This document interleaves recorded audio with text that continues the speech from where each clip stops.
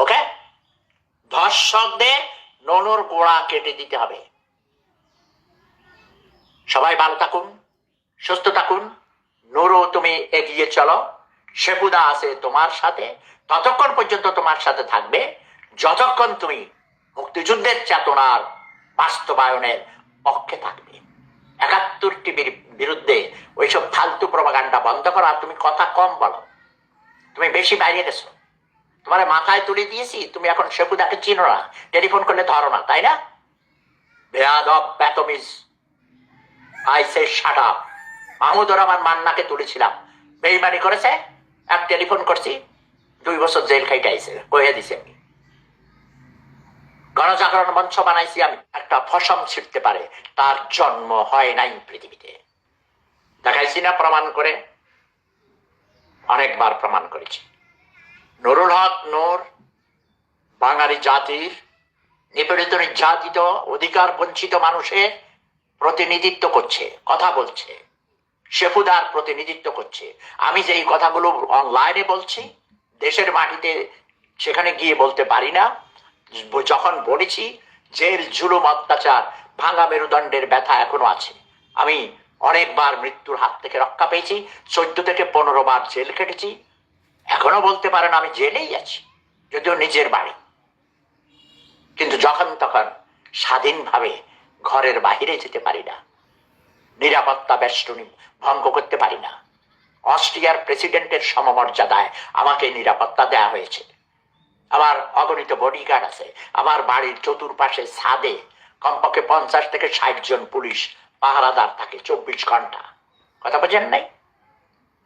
কারণ আমাকে আমার শত্রু যারা, কারা শত্রু? আমি কারো জায়গা জমিন সম্পত্তি আত্মসাৎ করিনি, কোনো মানুষ হত্যা করিনি, কোনো মসজিদ, মন্দির, প্যাগোডা, গির্জা, সিনেগগ আগুন লাগাই নাই, স্কুলে আগুন লাগাই নাই। আমি শুধু সত্য কথা বলেছি, অন্যায়ের প্রতিবাদ করেছি। এখনো আজ যে কথাগুলো বললাম সত্য কথা বলেছি। নুরুল হক নূর, তুমি এগিয়ে চলো। বাট তোমার সাথে যেসব তোমার কিছু কর্মী বাহিনী আছে, তারা ডক্টর ব্যারিস্টার তুরিন আফরোজকে অসম্মান করেছে, উল্টা পাল্টা কথা বলেছে।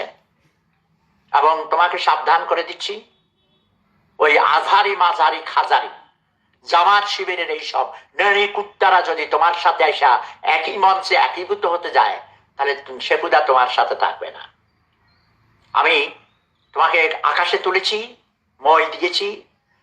যদি আমি দেখি তুমি রাজাকারদের প্রতিনিধিত্ব করো, ৭১-এর পরাজিত ঘাতক বাহিনীদের, জামাত শিবিরের ওই দেলোয়ার হোসেন সাঈদীর মুক্তি চায়, তাদের সাথে তোমাকে যদি দেখতে পাই, যদি তোমাকে আমি হেফাজতে ইসলামের আদর্শের বাস্তবায়ন করতে দেখতে চাই, ইসলাম মানে কি? তুমি ইসলাম মানে কি?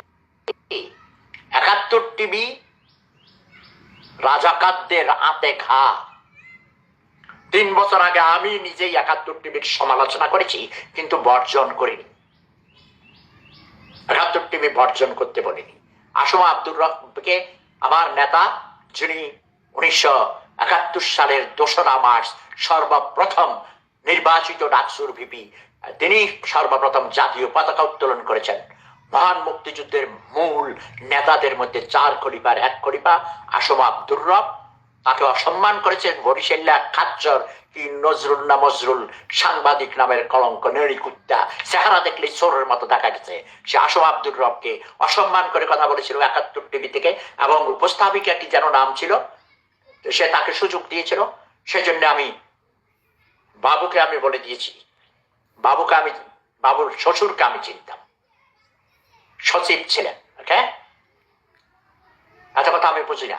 ৭১ মানেই তোদের আতে ঘা, রাজাকারদের ৭১ মানেই তোদের জম। ৭১ টিভির বিরুদ্ধে যারা মিথ্যা প্রপাগান্ডা করছিস, আমি তোদের ছাড়ব না। মুক্তিযুদ্ধের মূল সংগঠকদের একজন হয়ে শেফুদা বলছে ৭১ আমার প্রাণের ৭১। বাট ওই টেলিভিশনে আমি, বাংলাদেশের সাংবাদিকরা অনেকে হলুদ সাংবাদিকতা করে, বেচারারা চাকরি করে। আমার চেয়ে বেশি রূপাকে কেউ বাঁকা দিয়েছ? শাকিলের বউ রূপা, যেদিন ৭১ টিভি উদ্বোধন করা হয়েছিল, শাকিল আমাকে টেলিফোন করে বলেছিল যে দাদা স্যার প্লিজ, আমাকে চেনে সে, আমি যখন ঢাকা বিশ্ববিদ্যালয়ে পড়াইতাম, এগুলো তারা জানে। আমাকে টেলিফোন করে বলেছে যে স্যার প্লিজ আপনি আমাদের 5টা মিনিট উদ্বোধনী অনুষ্ঠানে আপনি একটু কিছু কথা বলেন। আমার আই এম সরি, কারণ বাংলাদেশের সাংবাদিক এরা সব মিথ্যুক ধোঁকাবাজ। সাগর রুনিকে হত্যা করেছে, বিচার হয়নি। ওই যে সাগর রুনি হত্যাকে কেন্দ্র করে নোয়াখালীতে এক খাটাস ফকিন্নি চোর গোষ্ঠী চোর কপালে দেখছি দাগ ফালাইছে। এখন প্রধানমন্ত্রীর তথ্য উপদেষ্টা নাকি মন্ত্রীর পদমর্যাদায়, এটার নাম ভুলে গেছি। এটা পাইলে আমি থাপড়াইতে জুতার বাড়ির ছোট দাঁত ফেলে দিব। এটার বাড়ি ফেনি নাকি কোথায়? ফেনি মানে কি বুঝছেন? নুসরাতকে ধর্ষণ করে আগুন দিয়ে পুড়িয়ে হত্যা করেছে। এক দুলাভাই তার শাড়িকে ধর্ষণ করতে গিয়েছে।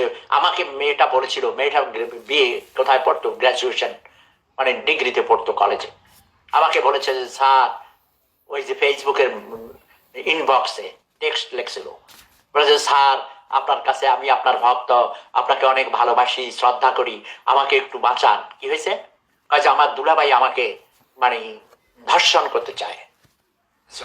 আমি ভেরি গুড, তুমি অভিনয় করো, তুমি বলবা যে ঠিক আছে। উনি আবার আওয়ামী লীগের নাকি সভাপতি, কোটিপতি ব্যবসায়ী, উপজেলার কোন উপজেলা, সোনার আর কি ফেনীর ছাগল নাইয়া মাগল নাইয়া কিছু করে না, ফুলগাজি নাকি কি জানি।